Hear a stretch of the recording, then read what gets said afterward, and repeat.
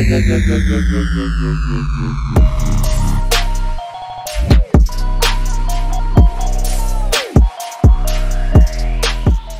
going on, YouTube? It's the Green Shiz here. Finally closing on my house. I am closing on my house on Monday, so hopefully I'll have some new videos in my new office in a little over a week. We can hope and pray. Get out of this basement with a terrible lighting. Got a freezer down here. It's freezing down here. I always have this heater going. Hopefully it's not destroying my audio. Kind of just wanted to talk a little bit. CGC trading cards released a day or two ago that they are now grading, I think, a total of 11 or 11 additional trading cards. Essentially all they're doing is utilizing their current size slab to grade other TCGs that have the same size cards. World of Warcraft, Digimon, tons of other ones. And I didn't even know there was that many more you'd want to grade. Harry Potter. So it'll be really interesting to see how that plays out. The biggest one for me is World of Warcraft, because I have boxes of cards from the original base set.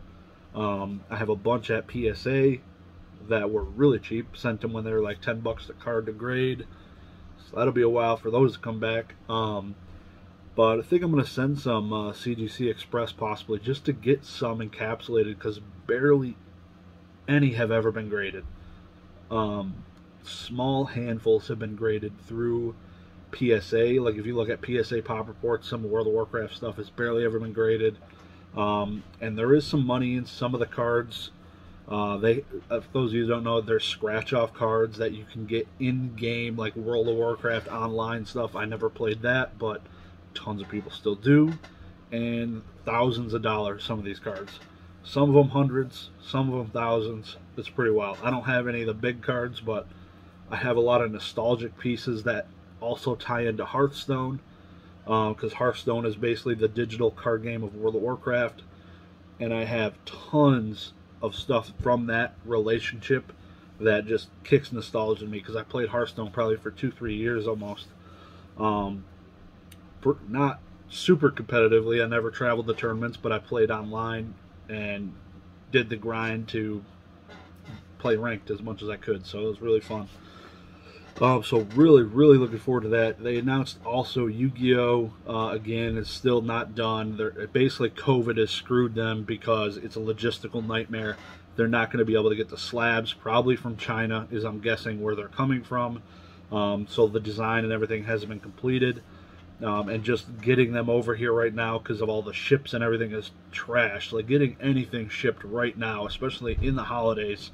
It was bad before the holidays, but literally there's boats out on the water just sitting with tons of different freight sitting on it, and they're not moving. So they're having issues getting that to start moving. So hopefully Q2, Q3, things chill out a little bit. Hopefully we could see YuGiOh start to get graded at CGC. They got to keep the slabs the same size, so I'm assuming their slabs are going to be the same exact size, but the YuGiOh cards are smaller, so there'll just be more clear plastic to see, essentially. So that won't be too bad. Really looking forward to that. There's a tons of cards I got waiting for something like that to happen.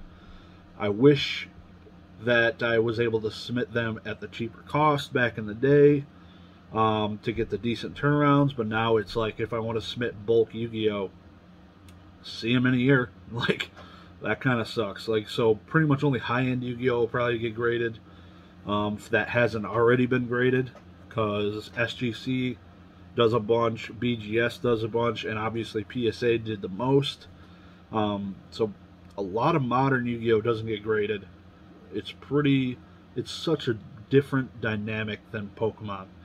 So many cards that come out are playable. You can play cards that came out of the original Legend of Blue Eye set still, unless they're banned, but they don't rotate sets out like Pokemon.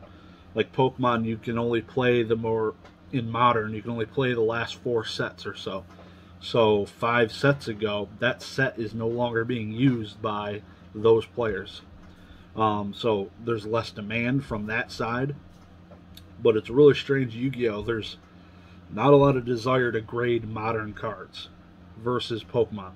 Like you see, like you have the Charizard of Yu-Gi-Oh, which is Blue Eyes and Dark Magician and Red Eyes. They drop some of those cards sometimes, and people flock and grade those. But that's about it. Like, you don't see a whole lot of other modern stuff besides there's some Twilight Rares now that are popping off, which is like a 1 in a case or something. But it's weird stuff like that, not like a Rayquaza full art, which is like I can't even think of what I would equate that to in Yu-Gi-Oh. There's just a lot of really good playable cards, and those seem to be the cards being graded from back in the day. The more playable cards, and obviously the nostalgic kicks from the show, people are grading those. For me, the way I look at it is most of the stuff I played with as a kid, those are the cards I want graded and want to grade. I have a stack of cards basically that I played with essentially as a kid. I got a binder full that I want to get graded, and I cannot wait for that to open up. I sent a handful of cards to PSA in January for Yu-Gi-Oh! So I'm looking forward to getting those back end of the year, next year, I don't know. So it'll be a few months, I'm sure, probably March, April, for those to come back at their current 40,000 slabs a day getting graded at CGC or PSA. So I think hopefully PSA can turn it up a little bit. I wonder if they're gonna, I'm guesstimating January or February. I don't know about this year.